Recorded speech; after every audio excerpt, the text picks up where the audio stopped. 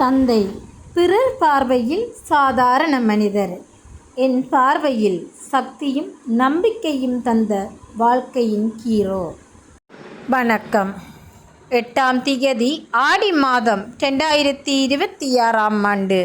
புலம்பெயர் தேசத்தில் வாழ்ந்தாலும் மண்ணையும் மக்களையும் தம் மனதோடு வைத்து அமரர் முத்தர் ராமலிங்கம் அவர்களின் திதியை முன்னிட்டு யாழ் மாவட்டத்தில் வாழும் முதியவர்களுக்கு உணவு வழங்கியவர்கள் திரு ராமலிங்கம் குணபாலசிங்கம், திருமதி குணபாலசிங்கம் முத்துப்பிள்ளை, செல்வன் குணபாலசிங்கம் அனுசாந்த், செல்வி குணபாலசிங்கம் அஜிதா, செல்வி குணபாலசிங்கம் அஸ்வினா இவர்களால் இப்பணிகளுக்காக 100 சுவிஸ் பிராங்குகள் அன்பளிப்பாக வழங்கப்பட்டுள்ளது.